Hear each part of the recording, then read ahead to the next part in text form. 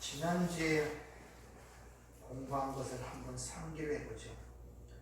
우리가 하나님의 말씀을 그대로 믿는다면 하나님 나라에 가는 것이 우리의 현재 이 땅의 삶보다 훨씬 더 좋은 것입니다.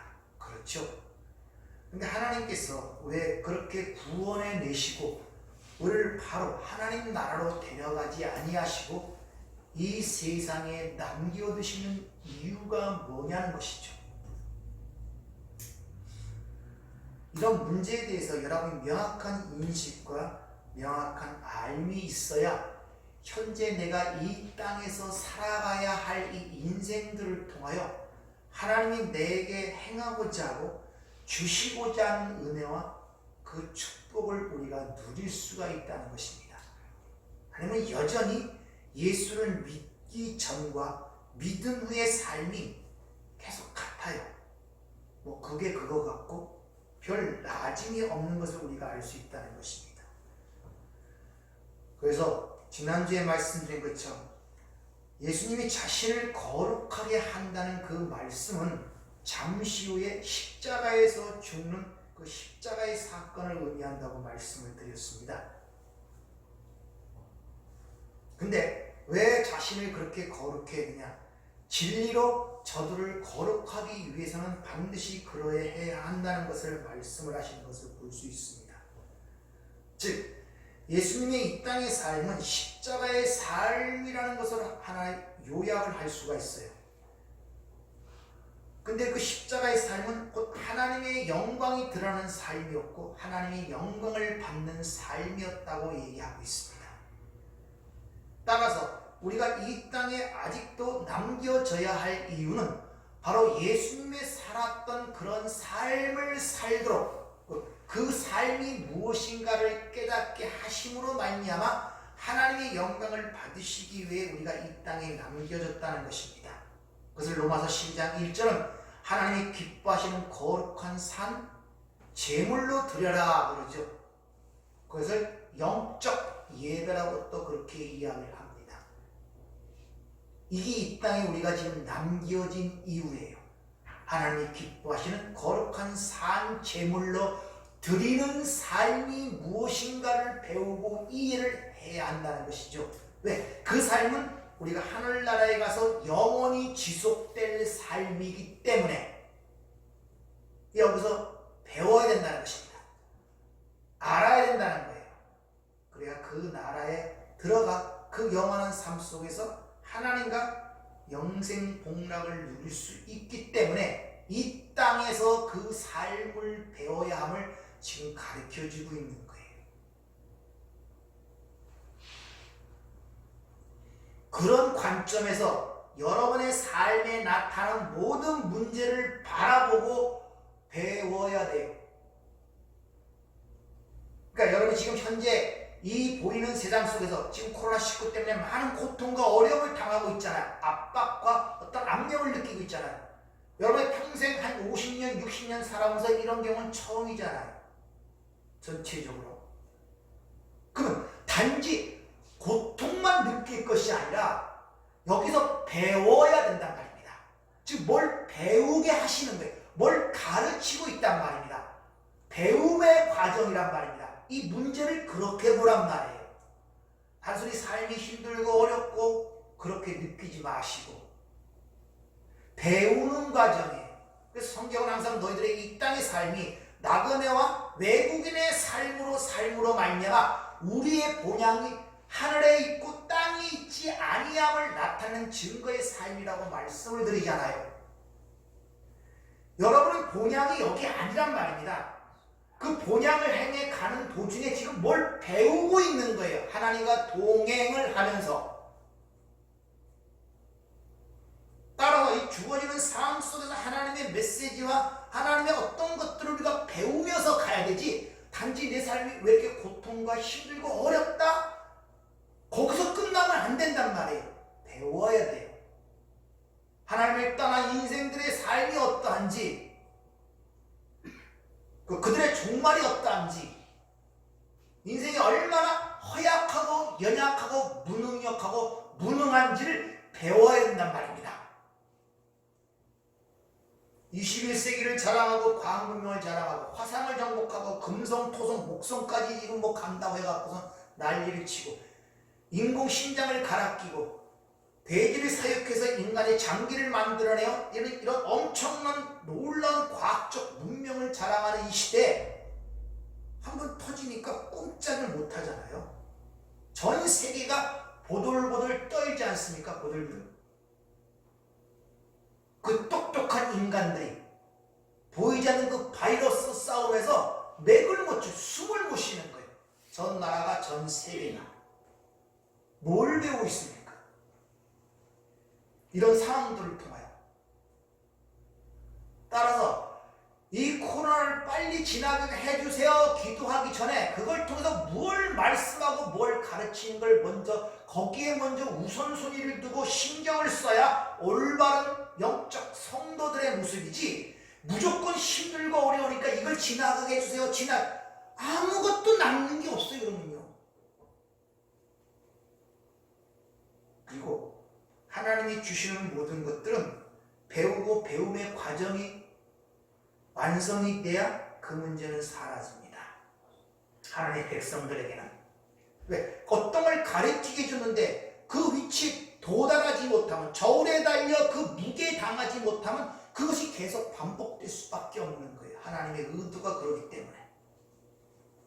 그래서 이 땅에서 지금 우리가 산 제물로 드린다, 즉 예수의 삶, 하나님이 받으신 유일한 삶, 유일한 제물, 그 예수의 삶이 무엇인가를 우리가 경험과 체험을 통해서 배워가기 위하여 이 땅에 남겨졌다는 것입니다. 또 하나는 선악의 문제에 대해서 말씀드렸죠. 악하다는 이 말, 악이란, 저들은 악에서 보존해 주옵소서 했죠. 악에 대한 문제도 여러분의 시각을 갖고 바라보시면 안 된다고 말씀드렸죠. 세상의 윤리, 도덕적 판단이나 사회법적으로 그런 것을 선이다, 악이다 판단하면 안 된단 말입니다. 선악의 판단은 오직 진리에 의해서만이 판단된다는 것을 여러분들이 아셔야 됩니다.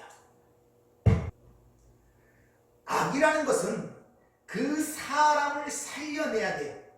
그것이 의란 말입니다. 그것이 선이란 말입니다. 다시 말하면 복음의 하나님의 예수 그리스도를 통한 은혜의 복음을 이해하지 못하고 깨닫지 못하고 그 은혜를 의지하지 못하고 하는 모든 행위들은 성경에서 악이라 그러는 거예요. 자꾸 악이라 그러니까 세상에 얘기했지만 뭐 사기나 도덕질이나 간음이나 그런 걸로 생각하지 마세요. 성경은 그런 것을 악이라고 얘기를 하지 않습니다. 그건 세상이 정의한 악이고, 다시 말하면 영생을 주지 못하는 모든 행위는 헛되고 허무한 것임을 알아야 된단 말입니다. 그걸 공감. 그래서 너희가 믿음이 없는 행위가 없는 믿음은 죽은 믿음이라 그러죠. 그 말의 의미는 인간의 행위를 얘기하는 거다. 어떤 것을 통하여 그 죽은 자를 살려내지 못하는 모든 행위들은 죽은 믿음의 행위란 말입니다. 영생이 전제되지 않은 것들. 따라서 이 땅에서 하나님의 은혜와 그 생명을 알지 못하고 행하는 모든 착한 일, 선한 일, 이런 것들은 진정 그에게 살아있게 하지 못하기 때문에 다 무슨 행위다? 악한 행위라고 성경은 얘기하고 있는 거예요. 죄를 뭐라고 얘기를 합니까? 성경이? 요한복음 16장 배울 때 그러죠. 성령이 와서 우리에게 죄를 깨닫게 하는데 그걸 뭐라고 얘기합니까? 성령이 와서 의를 깨닫게 하는데 그 의를 뭐라고 가르쳐줍니까? 성령께서?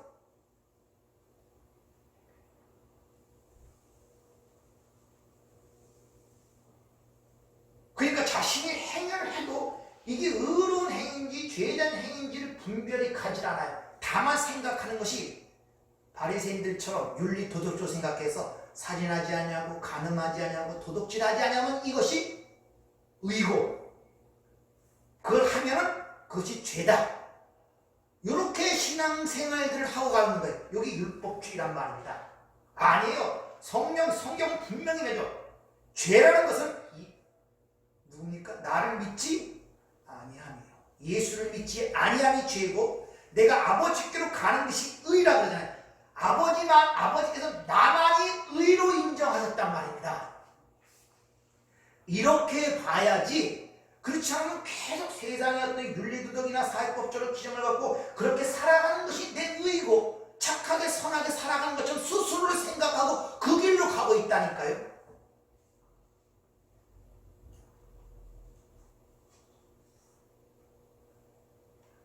예수 믿고 구원받았고 이 땅에 남겨진 상태로 지금 하늘나라로 향하러 가고 있는 신앙의 여정을 지금 걷고 있잖아요. 근데 그 신앙의 여정이 어떻게 일어날 것임, 어떻게 길을 걸어갈 것임을 여러분 아십니까?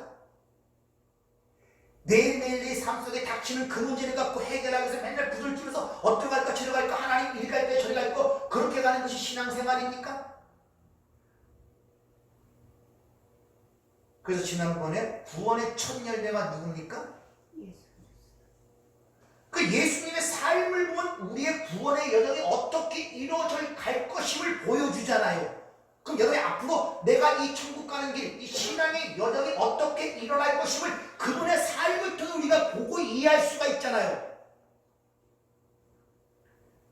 그 예수님의 성육신이라든지 수치와 고난과 십자가의 죽음이라든지 부활이라든지 순천이라든지 이 모든 것들은 구원의 여정을 지금 앞서 첫 열매로서 우리에게 보여주고 가셨단 말입니다. 결국 그와 연합된 자들, 포도나무의 가지에 비투있는 자들은 필연적으로 그 삶의 여정을 따라 갈 수밖에 없습니다. 그럼 여러분이 앞으로 구원의 여정이 어떻게 일어날 것임을 성경은 우리에게 알려주고 있잖아요. 예수님의 삶을 통하여. 그럼 여러분이 지금 살아가는 그 여정 속에 일어나는 일들이 그런 관점에서 바라보고 이해하고 배워야 된단 말입니다. 예수가 나의 죄를 위해 죽었으니까 나는 이제 내게 고통스럽고 힘들고 어려운 일 하나도 일어나지 않을 것이야.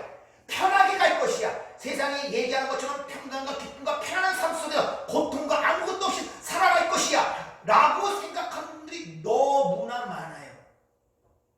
너무나 많아요. 그래서 내 삶 속에 조금 문제가 일어나면 계속 갈등을 느끼는 거예요. 왜 이런 문제가 일어나고 왜 내 생각이 잘못된지를 모르고 내 기준이 잘못된지를 모르고 잘 올바르게 판단을 하지 못한다는 것입니다. 그리고 계속 거기에 집착을 하는 거예요. 왜? 이 세상의 본향처럼 나그네고 순례자고 외국인으로 살아간다고 성경은 얘가 그런 삶이 본향이 하늘에 있음을 증거하는 삶이라고 성경은 얘기하고 있는데 내 기준이 바뀌잖아요. 그래서 기독교의 세계관과 가치관이 그만큼 중요한 거예요. 패러다임이 바뀌지 않으면 안 됩니다.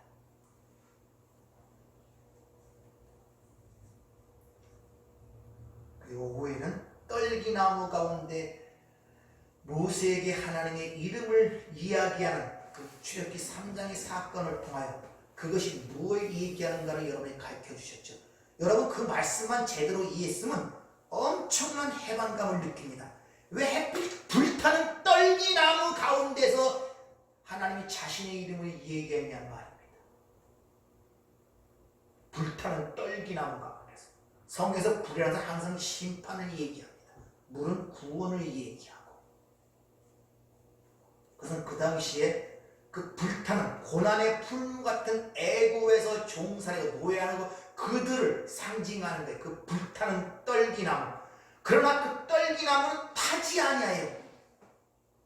다시 말하면 너희가 그런 고통과 고난 가운데 있을지라도 그 고난이 너의 삶을 사르지 못할 것이고 내가 너와 함께한다는 사실을 떨기나무 가운데 타지 않는 그 가운데서 주시는 하나님의 이름을 통하여 그들을 위로하는 메시지가 그 안에 담겨 있단 말입니다. 아, 그게 그런 거였구나 라고 한다면 내 삶이 비록 불타는 것 같고 환난과 고난 속에 압박을 내리는 것 같고 죽음 같은 삶 속에서도 결코 하나님이 나를 떠나지 않냐고 나를 거기서 보호하실 것이라는 그런 확신이 안 생깁니까?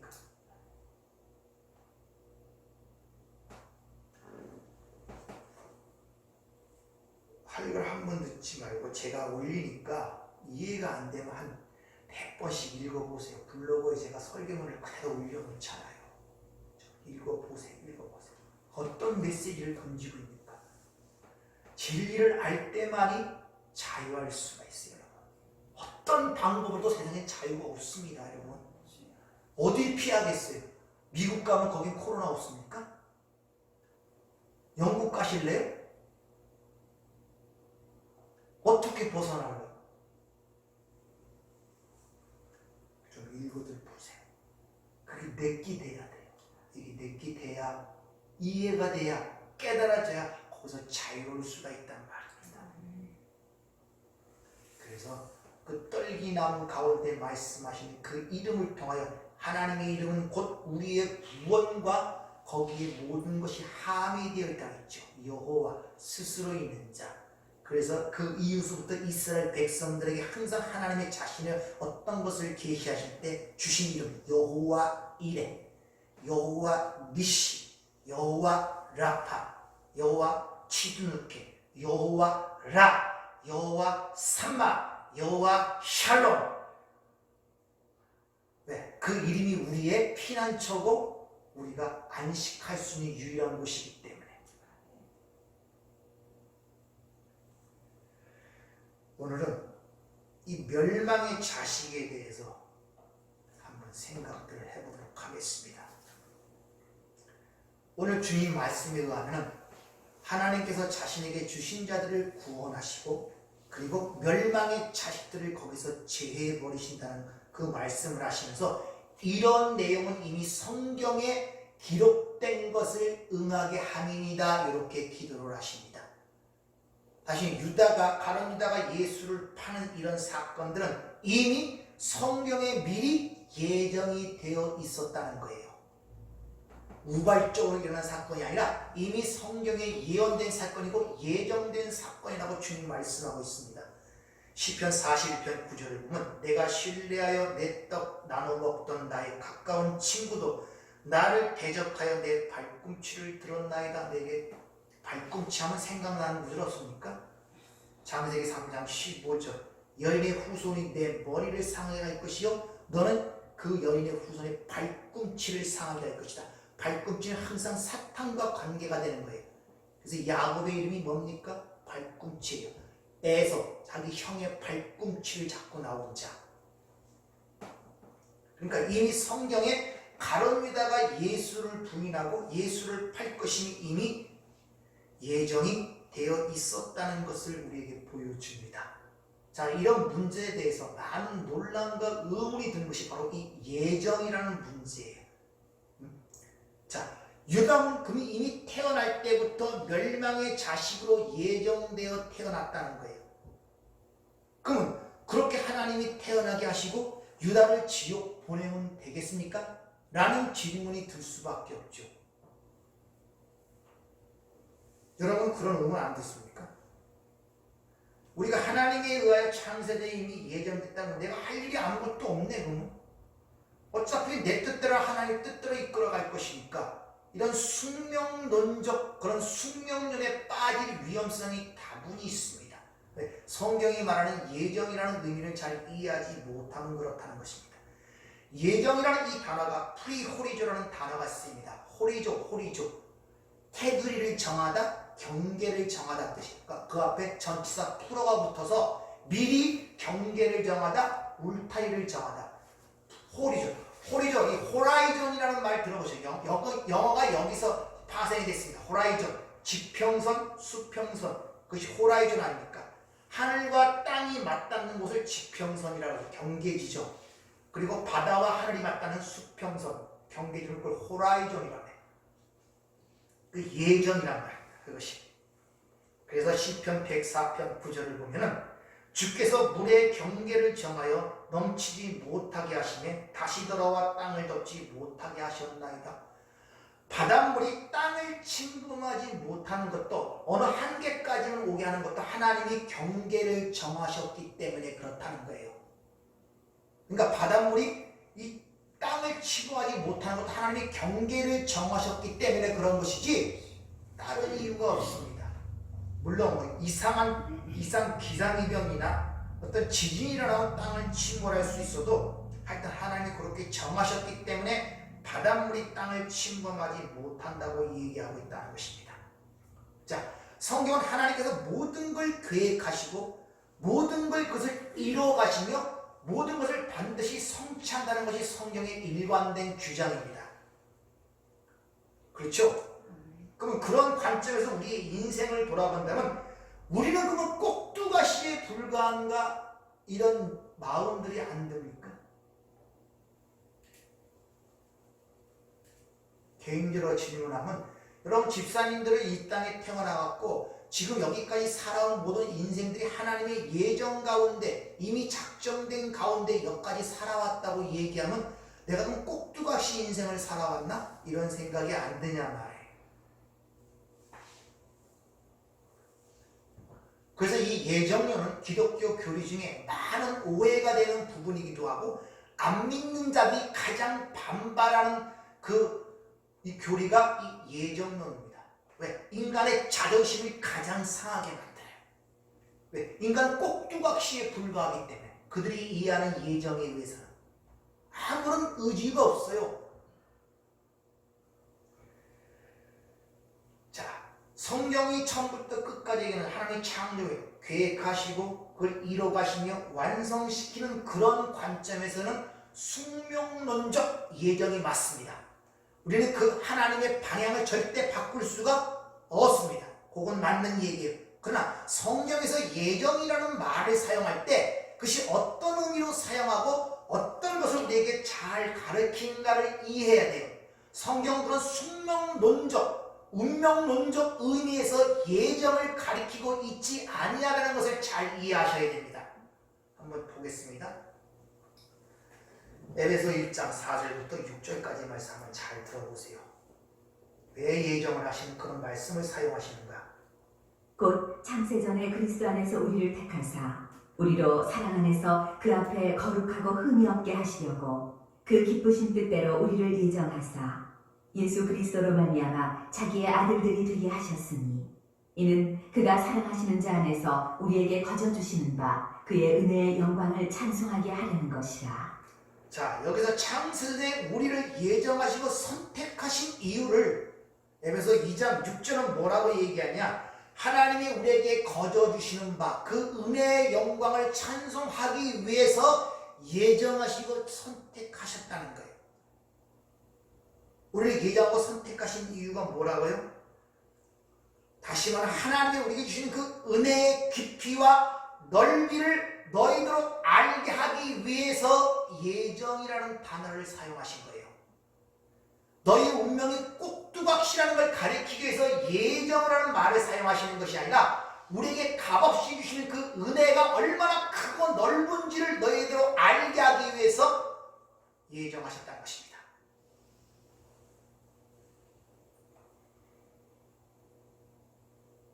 우리의 구원이 전적인 하나님의 은혜에 의해서만이 되어진다를 가르치기 위해서 예정하셨다고 말씀하시는 거란 말입니다.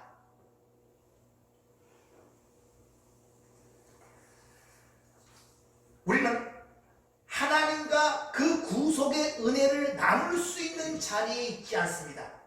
우리는 하나님의 그 은혜를 찬송하는 자리에 있어야 되지 구원의 은혜를 100분의 1으로 나눌 수 있는 자리에 있지 않다는 것을 가르치기 위하여, 다시 말로 하나님만 홀로 영광을 받기 위하여 예정하셨다는 그런 말의 의미를 포함하고 있다는 거예요. 왜? 인간이 어떤 행위를 내놓기 전에 예정을 해야 하나님이 홀로 영광을 받으시잖아요. 근데 인간이 어떤 행위를 내놓는 가운데 하나님이 거기에 개입을 하여 어떤 구원을 이뤄냈다면 인간과 하나님이 영광을 나누셔야 되잖아요. 인간의 행위가 개입이 됐으니까. 그러니까 인간이 어떤 행위를 내놓기 전에, 태어나기 전에, 창세전에 이미 예정하는 이유는 하나님이 홀로 영광을 받기 위하여 예정이라는 단어를 사용하고 있다는 것입니다. 그 성경의 예정이라고 사용한 단어를 잘 이해하세요. 꼭두각시로 만들기 위하여 인간의 의지가 없고 이거 뭐 그런 게 아니라 전적인 구원은 하나님의 은혜에 의하여 이루어지는 걸 가리키고 또 그 영광 하나님의 홀로 받을 수 있다는 걸 가리키기 위하여 예정이라는 단어를 사용하고 있다는 것입니다. 또 한 군데 찾아볼까요? 로마서 8장 29절.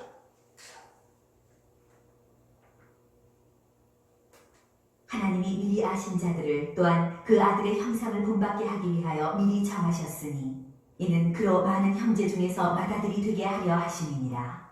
또 미리 정하신 그들을 또한 부르시고 부르신 그들을 또한 의롭다 하시고 의롭다 하신 그들을 또한 영화롭게 하셨느니라. 여기도 미리 정하시고 그들을 의롭다 하시고 의롭다 하시는 영화롭게 하셨느니라. 이 단어가 전부 다 과거 능동태입니다. 이미 과거에 일어난 일을 얘기하고 있단 말입니다. 그래서 요한계시록 4장 10절에 보면 교회를 상징하는 24장로가 자기의 머리에서 면류관을 벗어 보좌 앞에 던지는 그 모습이 기록돼요. 왜? 우리가 이 자리에 있게 된 것은 우리가 아니라 하나님의 전적인 은혜와 하나님의 위대한 사랑 때문에 그렇다는 것을, 그래서 그 자기의 머리에 씌워뒀던 그 관을 벗어서 하나님 보좌 앞에 드리는 그런 내용이 거기에 기록된 이유가 바로 거기 있단 말입니다. 즉 예정이라는 것은 실패할 수 없는 하나님의 섭리와 절대적 주권, 그리고 당신이 예정하신 것은 반드시 이루어진다는 것을 우리에게 가르치기 위하여 예정이라는 단어를 사용하고 있는 거예요.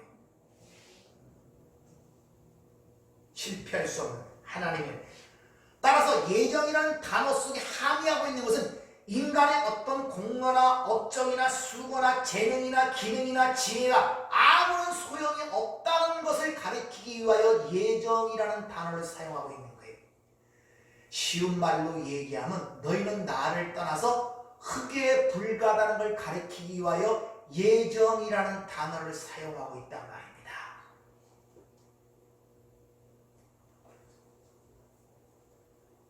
그래서 이 하나님의 창세적 예정이라는 단어는 전적인 구원의 하나님의 은혜성과 절대적 주권과 하나님의 열심과 구원의 무조건성을 가리키기 위한 기독교의 가장 중요한 교리 중에 하나가 바로 이 예정입니다.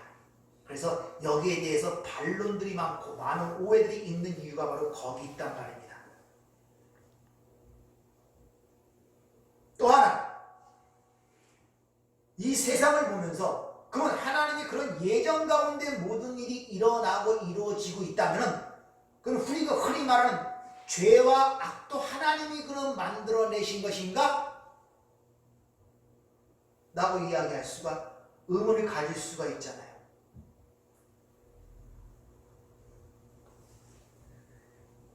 그런 질문이 속에서 일어날 때 바로 그런 내용들을 통하여 선악과를 따먹은 인간의 타락성이 내 안에도 있구나 하는 것을 깨달으셔야 됩니다. 왜? 옳고 그름의 분별이 내 기준으로 모든 걸 바라보기 시작한단 말이에요. 그것 때문에 그런 질문이 나오는 거예요. 그래서 유다를 어떻게 지옥에 보낼 수가 있어? 하나님이 그렇게 예정 가운데 멸망의 자식을 태어나게 하고 자기 일을 이루는데 사용한 도구를 했는데 왜 그를 지옥으로 집어넣을 수가 있어? 라는 그런 반문과 그런 반항심이 그 안에서 드러난단 말입니다.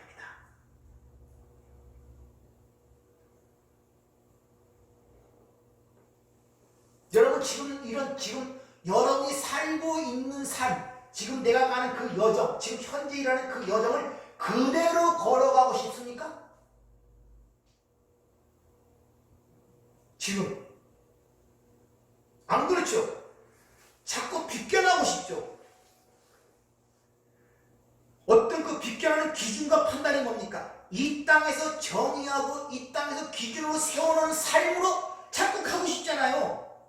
아무런 문제도 고통도 편안하고 행복하고 그런 삶, 세상이 추구하는 그런 행복한 삶, 세상에서 칭송받는 삶, 칭찬받는 삶, 자꾸 그쪽으로 가고 싶잖아요. 절대 지금 내 현재 삶이 하나님께서 보시기에 내 삶 속에 가장 최선의 것을 베푸는 삶으로 인도한다고 인정이 되십니까? 안 되잖아요.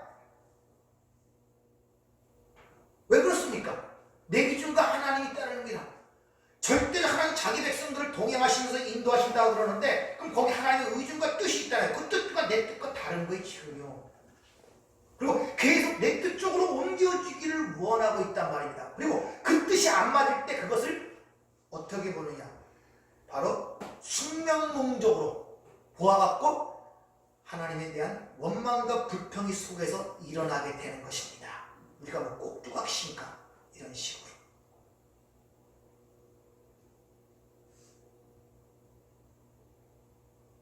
지금 여러분의 삶 속에 가는 길이 하나님 보시기에 나에게 최선의 삶이며 최선의 좋은 길로 하나님이 인도하신다고 여러분 인정하십니까? 안 되죠.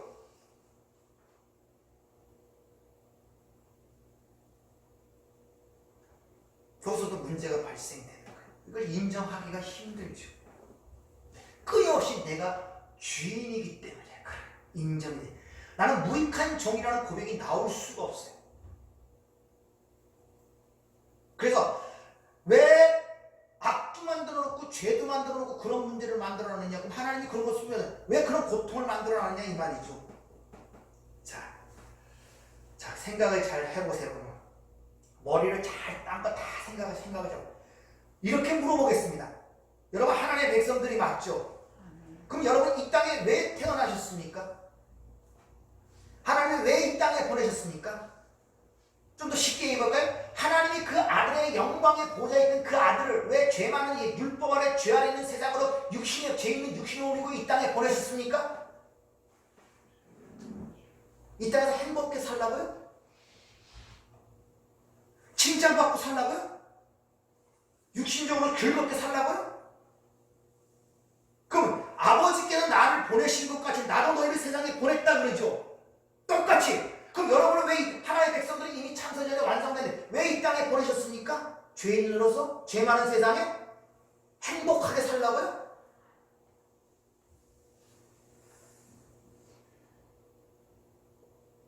여기서 즐겁게 살다가 평안하게 살다가 오라고요? 여러분 기준 자체가 잘못된 거예요. 그러니까 아버지께서 나를 세상에 보내신 것 같이 나도 저희를 세상에 보냈다는 그 말 자체를 이해를 못하고 거기서 출발되지를 못하는 거예요. 다시 말하면 이 땅에 태어난 이유를 나는 이 땅에서 행복하고 평안한 삶을 살기 위한 역사적 사명을 갖고 태어났다고 전부 다 생각들을 하고 있는 거예요. 하나님이 여러분이 이 땅에 보내신 것은 여러분이 이 땅에서 행복하고 편안한 삶을 살다 오라고 보낸 거 아니란 말입니다. 하나님 나라의 백성으로 만들기 위해서 이 세상에서 훈련의 장소로 교육의 장소로 이 땅에 보내셨단 말입니다. 논산훈련소도 보냈단 말입니다. 여러분 지금 세상을 지금 그렇게 생각하고 여러분의 삶을 지금 그렇게 생각하고 이해하고 계십니까? 아니잖아요. 이 땅에서 태어난 것은 행복하고 내 야망과 내 것을 충족하기 위해서 사는 것이고 그것이 내 힘으로 되지 않으니까 그 위대한 하나님의 힘을 빌려서 나를 그렇게 만들어내려고 여러분 그렇게 지금 사시는 거 아니에요?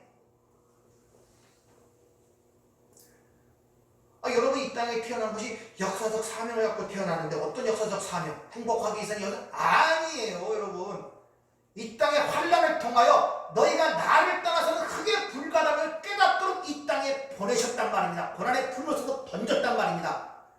이런 의식을 갖고 삶을 바라봐야지 내가 이 땅에 태어난 것은 행복하게 살기 위해서 태어났다는 그런 생각을 밑받치면서 없애버리지 못하는 항상 고통스러워요. 왜? 난 그렇게 살기 위해서 태어났다고 생각하기 때문에. 그러니까 문제가 그게 안 부서져.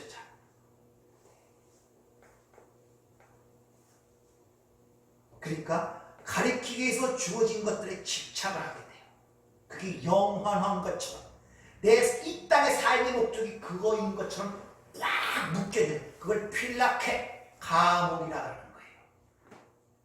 지옥이란 말이 땅지자에다가 옥자 아닙니까? 이 땅이 지옥이에요. 여러분. 여러분이 생각하는 지옥은 인간을 위해 만들어낸 것이 아니라 마태복음 25장의 말씀처럼 마귀와 그 천사들이 예비하고 지옥인데 성경이 말하는 지옥은 요한계시라는 불못인데 그게 지옥이란 말입니다. 이 땅이 지옥이라니까요. 거기서 우리를 풀어내는 거 해방시킨 게 구원이란 말입니다. 근데 우리는 이 땅을 지옥으로 보지 못하고 나가지 못하고 이 땅이 내 세상처럼 그게 바로 지옥의 자식들이에요.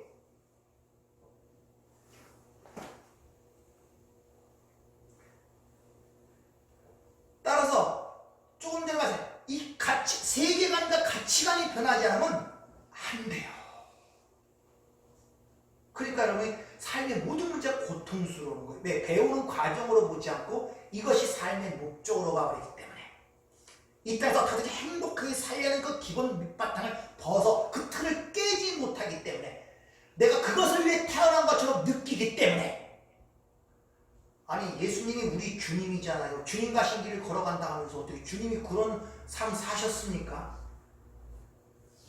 그러면서 주라고 부르세요? 아니잖아요. 잘 생각들 해보세요. 왜 이 땅에 보내셨는가?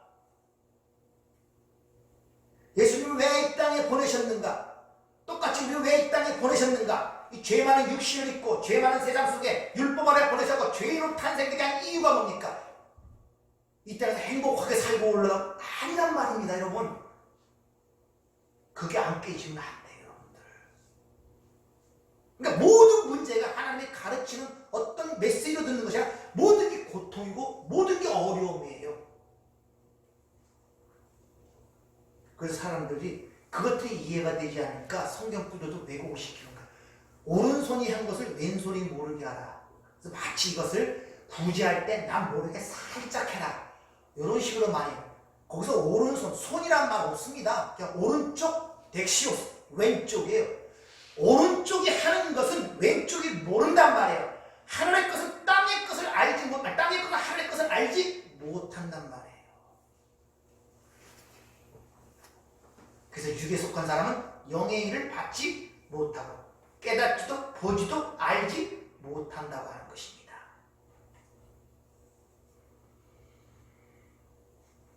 우리가 사용하는 죄와 악이라는 단어는 하나님에 대하여 사용하는 단어가 아닙니다.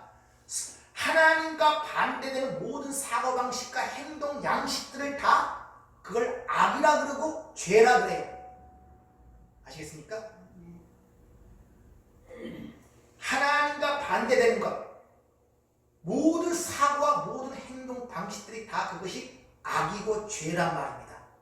그러니까 하나님이 선하시면 하나님이 하시는 일은 죄와 악이 있을 수가 없는 것입니다. 그래서 성경에서 18만 5천 명을 하룻밤에 도살시키고 애국 군대를 전부 다 물속에 수장시키고 멀쩡하게 살고 있는 가나안 일곱 족속을 멸절시키는 것이 하나님의 선이란 말, 이게 선이란 말입니다. 그래서 성경은 그걸 선이라 그러는 거예요. 자기 민족을 배반하는 노처럼 엉뚱한 나라에 스파이를 숨겨주고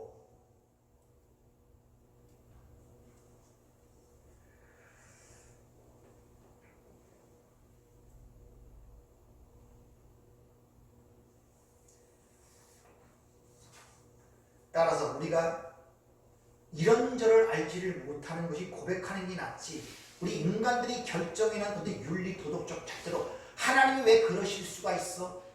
이 코로나19 사태 때문에 그 댓글 올리는 것들을 많이 내가 한번 들어보는데 믿는 사람들도 그래요. 하나님이 선하신데 어째 그런 일이 있을 수가 있느냐? 안 믿는 자들은 그렇다고 얘기해도 이런 삿대기나 이런 반항적인 얘기들이 얼마나 많이 달리는지 몰라요. 하나님이 선하시다면, 하나님이 착하시다면 왜 그런 것들을 허락하시냐는 것이죠.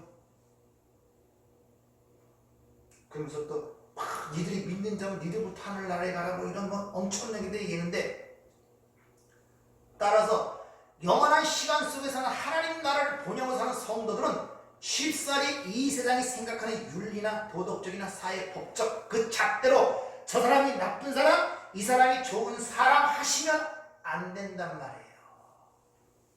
그렇게 정죄하면 안 돼요, 여러분들. 그러니까 매스컴에 나오는 어떤 표피적인 것, 항상 얘기해줘. 매스컴에 나오는 건 50%만 보면 돼요. 50%. 다 2시간 인터뷰하면 1분도 안 나와요. 거기서 뭐가 나오고 있습니까? 인간의 자극과 호기심을 잡아요. 앞뒤로 다 잘라먹고. 그거 보고 그냥 저가 저럴 수가 있어? 이런 짓 하지 마세요. 너희 중에 죄 없는 자가 돌을 던지라는 주님 말씀으로 생각 안 나는 모양이죠, 그 사람들은. 그러면서 철을 공부한 사람이 아프다고 저럴 수가 있느냐, 인간으로서 어쩔 수가 있느냐, 자신의 인간 아닌가? 그 자신과 왜 그렇게 강력하게 그들을 비난하느냐? 너와 나는 다른 자야 라는 것을 보여주기 위해서. 그래서 바리새인들이 나는 저 세리와 같지 아니하면 감사나이다. 가능한 얘가 요짓하고 있다니까요. 그 기독교인들이 뭘지 모르니까 하는 짓이 뭔지 모른단 말입니다. 그래서 인민재판 시키듯이 막 그렇게 막 나서가고, 안 믿는 자들이 그런다면 그건 이해가 돼요. 모르니까. 영적으로 죽은 자들이니까. 근데 나서서 하는 사람들이 안다는 자들이 그 짓을 한단 말입니다. 그러니까 여러분 제발 그런 짓을 말아요. 쉽사리 그거 보고서 저거 죽일러 살릴러 이런 말 하지 말라면 누가 누구에게 돈을 던집니까? 250불, 소백불하는 그 세상 속담이 있잖아요. 똥 묻은 게 겨우는데 똑같이 뭐 묻어놓고선 네 거 많이 묻고 난 조금 묻었다고 네가 나보다 낫다는 이것이 얼마나 우스꽝스러운 얘기들이에요. 그러니까 제발 그런 일들 믿는 사람들은 하지 마세요. 댓글 올려갖고 보면 거기도 뭐 저쩌고 거기 하나님 이름 좀 안 달렸으면 좋겠어. 하나님 믿는 자로서 어쩌고저쩌고 뭐 이게 바로 하나님의 이를 망령되이 일컫는 자들이란 말입니다.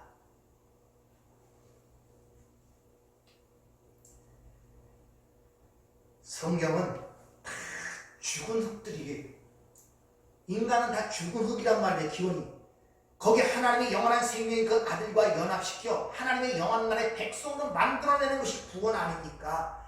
그걸 가리키기 위하여 예정이라는 단어를 사용하는 것. 너희의 어떤 것도 거긴 개입할 수 없다는 것을 그 은혜를 가리키기 위하여 그걸 가리키기 위해 이 땅에 보내셨단 말입니다. 이 땅에 보내서 너희가 흙이라서 흙으로 행복하게 살려고 보낸 것이 아니라 여러분.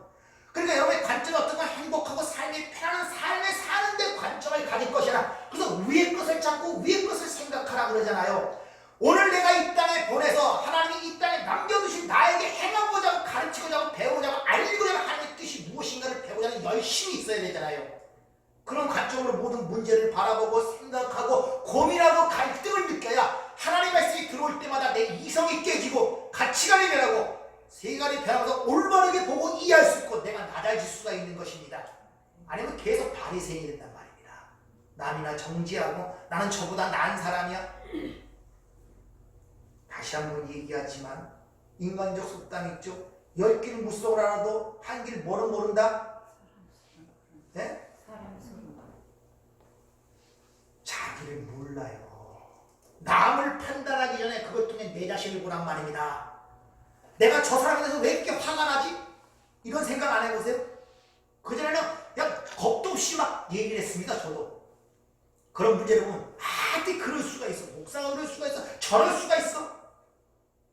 가만히 생각해 보니까 내가 왜 그 사람에 대해서 정죄라고 화를 내지? 그 속 밑에 뭐가 깔려있는 게 아닐까? 내가 저보다 낫다는 바리새인적 의가 강하게 있는 거예요. 그래서 남 심하게 정죄하는 사람들은 속에 다 그런 자신에 대한 캄프라지. 나는 너와 다르다. 벽을 두는 거예요. 나는 너보다 착한 사람이야. 그래서 열심히 나는 너와 달라. 그걸 세상에 드러나기 위해서 열심히 그를 막 깎아내려야 되잖아요. 나는 너보다 낫다는 걸 가르치기 위해서. 유달리 남에 대한 비난과 비평을 잘하는 사람들은 그런 면들이 있단 말입니다. 조심들 하셔야 돼요. 이렇게 창세전에 하나님의 백성들은 예정이 되었다는데 그러면 앞으로 태어나지 않은 백성도 엄청 많잖아요. 태어난 백성도 있고 그 수많은 어디까지는 그 수많은 백성들 하나님이 하나하나 다 예정하시는가? 아니란 말입니다. 하나님이 예정하신 분은 딱 한 분밖에 없어요. 한 사람 누구? 예수 그리스도. 그래서 아브라함의 씨, 네 별과 같이 모래바다 모래같이 많이 간다. 그 아브라함의 씨 제자를 갈라디아 3장에서 뭐라고 확실하게 얘기합니까? 오직 예수 그리스도 한 분을 얘기한다 그랬죠. 따라서 창세전에 예정하신 분은 딱 하나 누구요? 예수 그리스도. 그 안에서 우리가 구원을 받는 것이란 말입니다. 그래서 한 사람의 문제임을 로마서 5장 11절부터 쭉 얘기죠. 한 사람으로 말미암아 죄가 들어오고 한 사람이 순종치 함으로 사망에 이르고 한 사람이 순종함으로 많은 사람이 의인이 되리라. 한 사람의 문제란 말입니다. 그래서 포도나무와 가지는 포도나무는 하나지만 가지는 여러 가지 붙어있듯이 포도나무에 붙어 있어야만 된다고 그 비유를 통해 우리에게 말씀하십니다. 한 사람의 문제. 따라서 여러분이 포도나무에 붙어 있으려면 그 포도나무에서 얼마나 많이 신경이 연결되어 있냐에 따라서 그 포도나무의 삶이 내 삶을 통해 드러난단 말입니다. 여러분 삶 속에 사도 바울은 이것을 이렇게 표현합니다. 이스라엘 백성들이 홍해를 건넌 사건을 모세에 속하여 이스라엘 백성들이 세례받은 사건으로 고린도서 10장 2절은 얘기하고 있단 말이에요. 모세에 속하여. 다시 말하면 그 저주의 바다에서 하나님이 건져내신 것은 딱 한 사람이 누구? 모세였단 말입니다. 근데 모세 안에 하나님의 백성들이 있는 거예요. 그래서 모세 안에 속하여 그들이 구원을 받았다. 그렇게 설명해요. 예수라는 한 사람을 사망의 권세에서 하나님이 건져내셨는데 창세전에 하나님의 백성들이 그 안에 씨로 담겨 있었단 말이에요. 한 사람의 문제. 여러분의 삶에도 엄청나게 많은 문제가 있는 것 같죠? 뭐 자식의 문제, 부모의 문제, 뭐 가정의 문제, 이웃의 문제, 뭐 얼마나 문제를 따지면 많습니까? 근데 한 사람의 문제. 누구 문제? 누구 문제? 예수 문제. 예수만이 머리로서 각 지체와 이걸 통하여 그 양분을 공급하여 자라게 할 수가 있어요.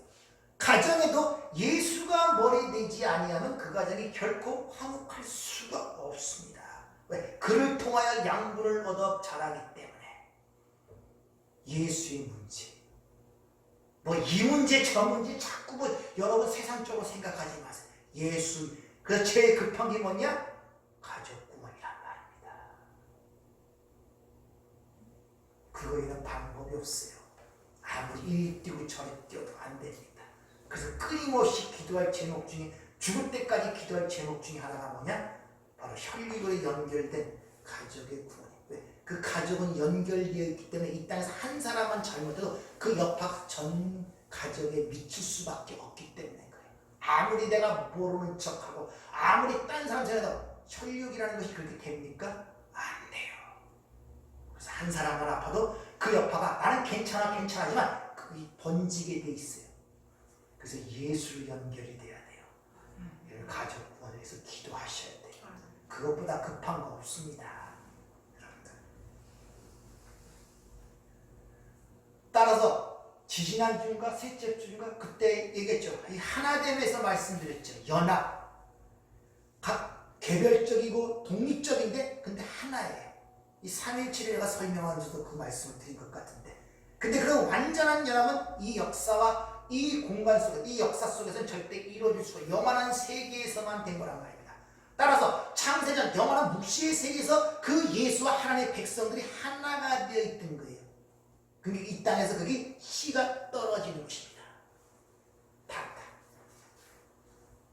그것이 아버지께서 나를 보내신 것 같이 나도 너희를 보냈다 이 말이에요. 그러니까 예수 안에서 하나님의 백성들이 예수란 첫 번째 열매를 맺게 되자 그 안에 있던 씨가 딱 떨어져 퍼지면서 똑같은 삶의 방식으로 다시 새살아나는 것 이걸 에게이로라고 하는 부활 아나스테미.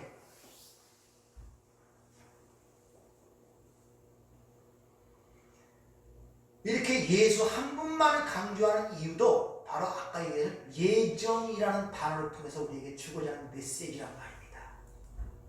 오직 하나님의 은혜에 의하여 왜? 인간은 전적으로 무능한 흙에 불과하기 때문에 하나님의 은혜에 의하여 값없이 주어지는 것을 그들에게 깨닫기 위해서 예정이라는 단어를 사용하시고 너의 모든 수고와 노력과 인간적 그것들은 다 허당한 거예요. 그걸 가리키는 예정이라는 단어를 사용하는 거예요.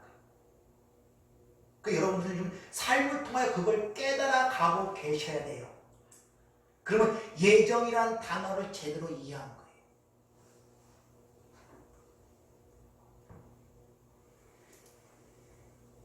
따라서 구원받기 전도 그렇게 무능하고 무능력했지만 그럼 하나님에 의하여 구원받은 우리는 달라지는가? 달라지겠습니까?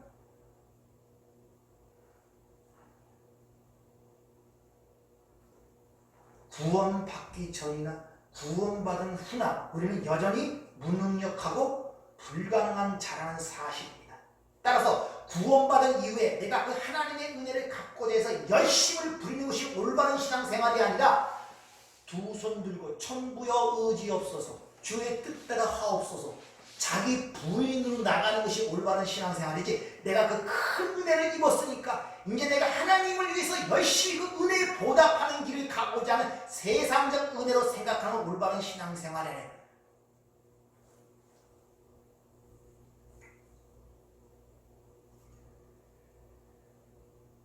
근데 인본주의 빠진 자들은 유토피아라는 궁극적 목적을 이루하여 성을 세워가는데 그 터를 기초돌을 잘못 세운 거예요.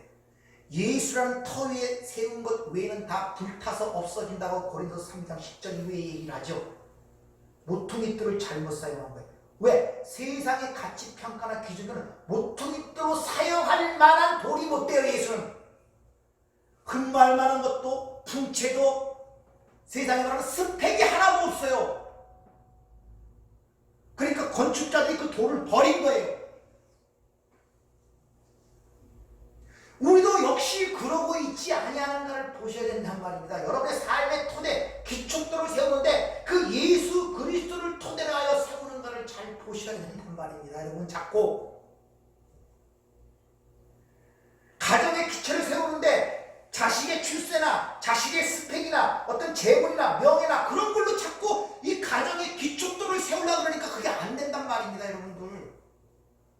왜? 예수는 자꾸 먼 것처럼 느껴져. 그냥 종교생활할 때 한 번씩 부르는 이름이지 그렇게 내 삶에 진짜 기초돌을 세울 만한 것처럼 감각적으로 느껴지지 않아요. 2000년의 십자가를 죽으신 예수, 내 죄를 대신하여 죽은 예수, 뭐 그 정도. 그리고 어떻게 참고 이를 악물고 살아가면 뭐 좋은 세상이 있을 거예요. 아름다운 세상이 있을 거예요. 이 세상 슬픈 고난 다 잊어버리는 그런 세상, 뭐 그 정도.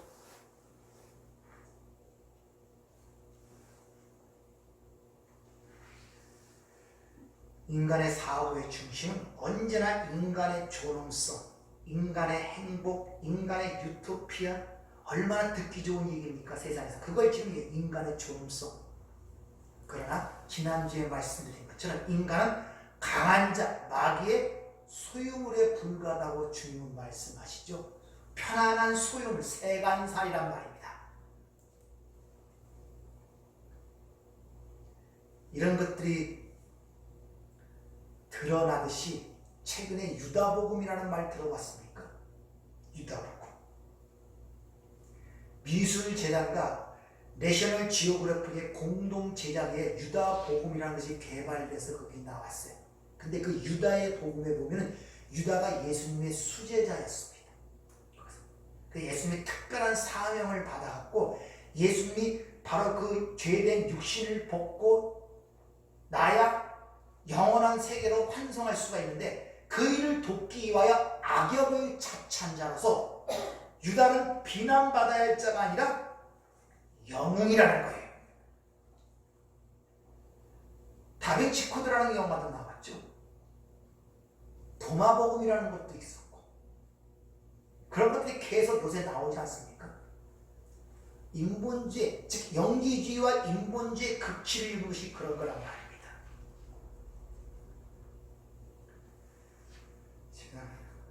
시간이 좀 많이 되는 것 같은데 오늘 제일 중요한 이 가룟 유다, 멸망의 자식의 대표로 상징되는 가룟 유다를 통하여 우리에게 뭘 말씀하고 난다는 것이 이게 주된 내용인데 사설이 길어갖고선 시간이 좀 많이 갔네. 이번 오후에 말씀을 드리도록 하겠습니다. 한 가지만 이해하고 계속하세요. 여러분이 이 땅에 태어난 것은 이 땅이 추구하고 이 땅에서 배우고 가르치고 기준 삶은 행복한 삶, 인간의 존엄적인 삶, 그런 것을 살기 위해서 이 땅에 태어난 것이 아님을 아셔야 됩니다. 아시겠습니까? 여러분 이 땅에 보내지면 그런 삶을 살다고 그러는데 이 땅에서 왜 하나님을 떠난 인생들이 얼마나 힘들고 어려운 삶을 살고 있고 주의 사람들이 그래 행복한 삶을 이라고 불철주야 노력하다 결국 흙으로 살아가는 그 모습들을 통해서 보면서 내가 어떤 행복을 추구해야 되며 어떻게 살아야 될 것을 깨닫고 오라고 보낸 것이지 그런 삶을 살라고 보내신 것이 아니에요. 그것이 깨어지지 않으면 절대 못 벗어납니다. 여러분들. 그러니까 너무 행복하고 뭐 편안한 삶에 초점을 맞추지 마세요. 여러분 살아가는 목적이 거기가 아니란 말입니다.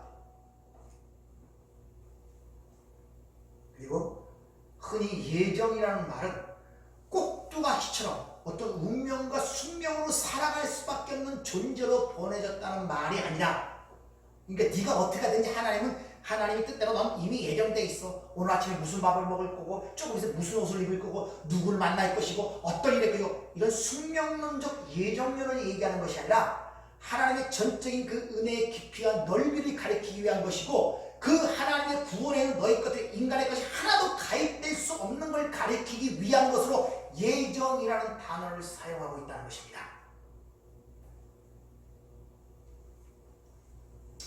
복잡하게 생각하지 마시고 오늘 가서 그것만 좀 숙고해 보세요. 내가 창세전에 하나님이 선택한 백성이었는데 나를 왜 이 땅에 지금 태어나게 해서 이런 삶을 살게 하는가? 그리고 나는 이 삶을 어떤 목적으로 살고 있는가? 내가 생각하는 삶의 목적과 하나님이 나에게 부합하고 원하고자 하는 목적 삶이가 지금 같은 것인가를 잘 보세요. 그것만 좀 생각을 해보세요. 복잡하게 신구약 66건 다 볼 필요 없고 그것만 한번 생각해 보세요. 거기서 뭔가 분명한 것이 보여지길 부탁을 드립니다. 그래야 여러분 삶에 흔들림이 없을 수가 있습니다. 기도하겠습니다. 은혜롭고 자비로우신 아버지 하나님, 참 많은 것들을 생각해 봐야 되고 많은 것들을 들어야 되지만 우리 인생이 왜 그렇게 바쁜지 모릅니다. 바쁜 것이 무엇을 위해 바쁜 것인지를 한번 생각해보는 저희가 되게 하시고 지금 이 순간 이 시점에서 내가 이 땅에 왜 태어났으며 이 태어난 목적이 무엇인가, 그리고 하나님이 나를 생명을 주시고 이 땅에 보내셨는데 또 구원의 길에 인도하셨는데 지금 이 남겨진 내 인생 속에서 하나님 무엇을 지금 가르치고 원하시는가를 생각해보는 지혜로운 시간이 될 수 있게 하심을 감사를 드리며 예수님 이름으로 기도하옵나이다. 아멘.